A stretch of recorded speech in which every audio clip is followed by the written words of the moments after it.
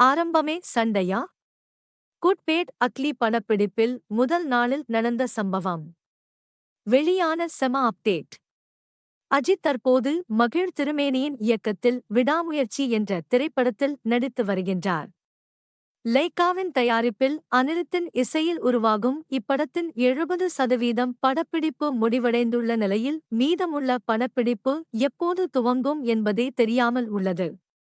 அதற்குள் அஜித் தன் அடுத்த படத்தின் படப்பிடிப்பை துவங்கிவிட்டார்.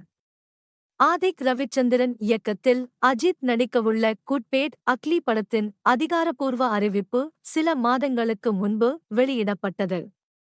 பொதுவாக அஜித் ஒரு படம் முடிவடைந்தே பிறகே அடுத்த படத்தின் அறிவிப்பை வெளியிடுவார். ஆனால் தற்போது விடாமுயற்சி படத்தின் படப்பிடிப்பு முடிவடையும் முன்பே அஜித் தன் அடுத்த படத்தின் அறிவிப்பை வெளியிட்டுவிட்டார். இது கோலிவுட் வட்டாரத்தால் ஆச்சரியமாக பார்க்கப்படுகின்றது. இந்நிலையில் மைத்திரி மூவி மேக்கர்ஸ் தயாரிப்பில் தேவி ஸ்ரீ பிரசாத் இசையில் தயாராகும் குட்பேட் அக்லி படத்தின் படப்பிடிப்பு ஜூன் மாதம் துவங்கும் என்றும், அடுத்தாண்டு பொங்கல் பண்டிகையை முன்னிட்டு இப்படம் திரையில் வெளியாகும் என்றும் அறிவிப்பு வெளியானது. இதையடுத்து ஜூன் மாதம் துவங்குவதாக இருந்த படப்பிடிப்பு தற்போது மே மாதமே துவங்கியுள்ளது.